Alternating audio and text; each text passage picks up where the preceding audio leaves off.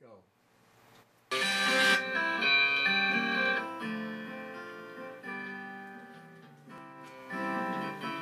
Hi, another app we find on iPad that I downloaded or got with the program, I forgot which, is a camera. There's a camera on both the front and the back face of the iPad 2, and I'm using the one in the front now. The camera's a little black dot over here, you can't even see it. If I turn on the camera app I think you call it, you can see it reveals my face. I'll get a light on it, hold on a second. The camera is available and ready to go. They got two kinds of photographs they can take. A still shot, which I will take right now. I just took it, and I can get it back by going over here. And there's a shot I just took. A shot of me looking solemn. Then I go back. I can put on the movie camera. And now if I press the button here, I will get a moving picture for as long as I want it till I press the button again. So I can use this to record a song, just a brief run of a country road. You see it counting down up in the corner here.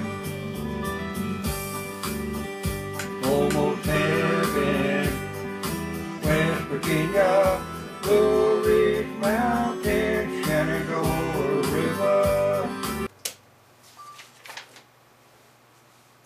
Now I'll have to play that on a big screen. I'll show you how to do that. I saved it. Oh yeah. Right now it's showing up on a big screen. I'll switch over to the big screen. Now we'll play it. I think.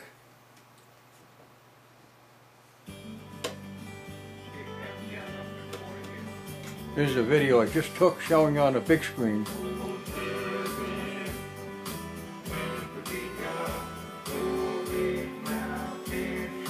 I have to make some microphone adjustments here, but that's another story.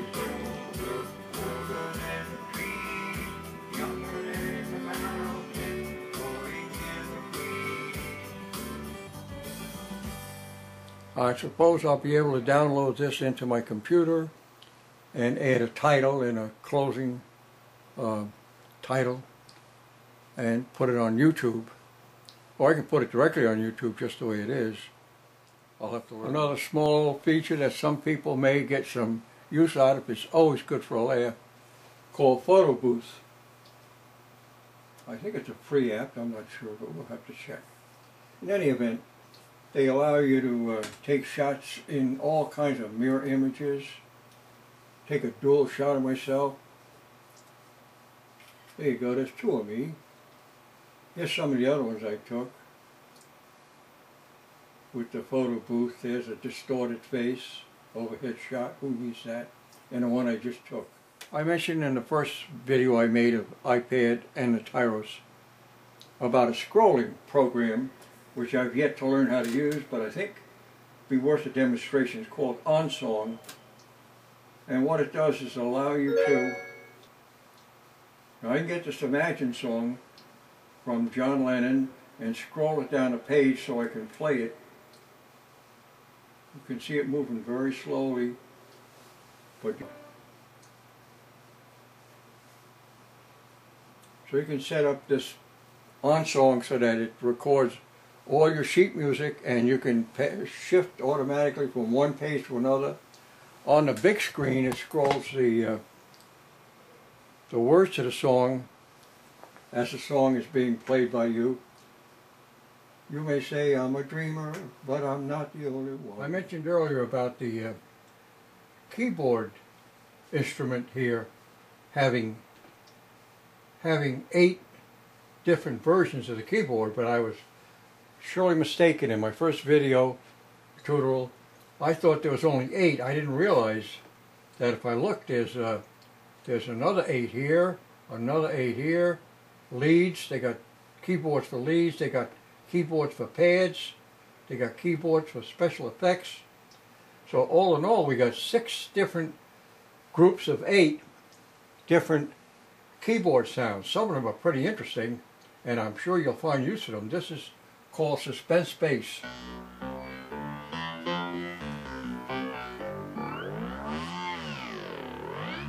Each have their own adjustments, which I won't get into now. Here's a whirlybird if you have any interest in that.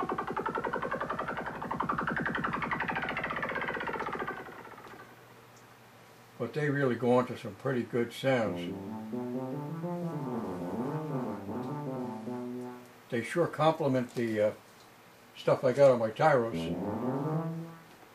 I'll go to another section here called pads. This is called a hacksaw bass.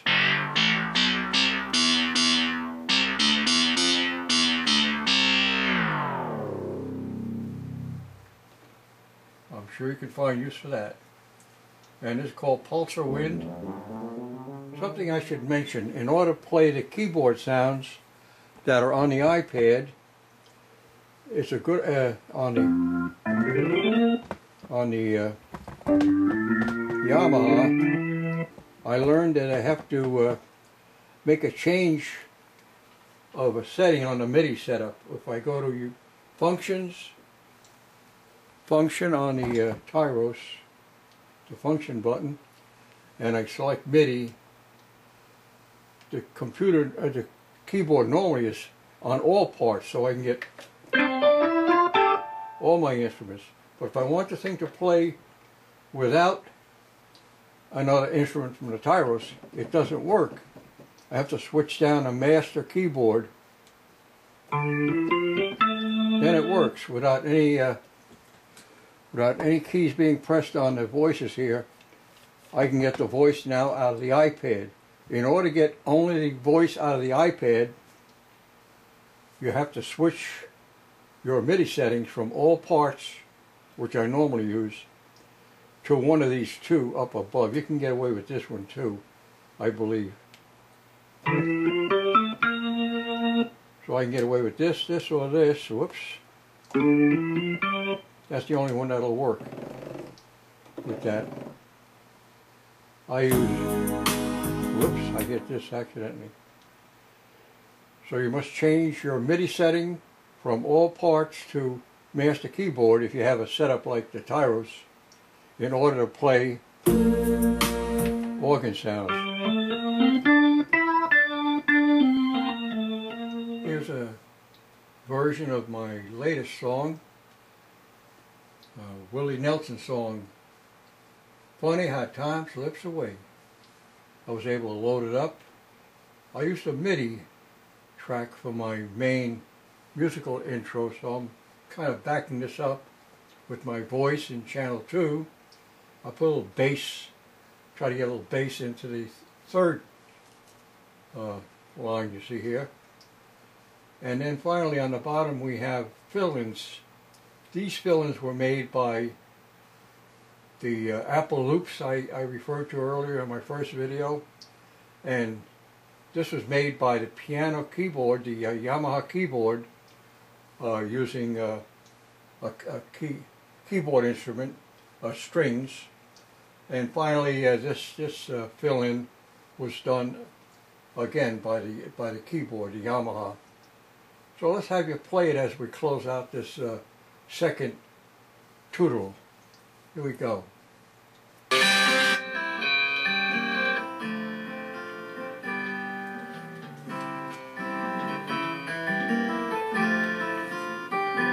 Well, hello there. Here comes the Apple loop. That's an Apple loop. How am I doing? I guess that I'm doing fine.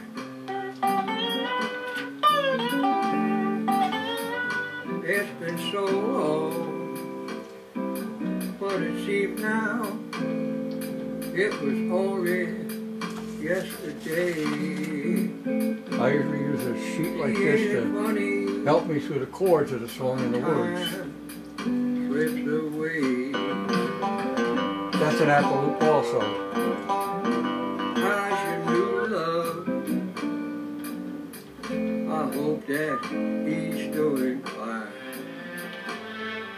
Now that's the keyboard playing Hollywood Strings. Heard you told him that you love him till the end of time.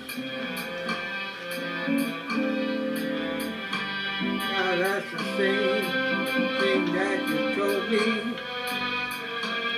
Seems like just the other day.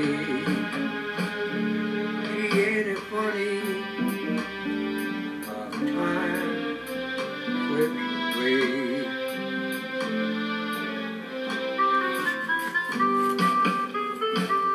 That's part of the original MIDI. I didn't do that. Got that off the internet.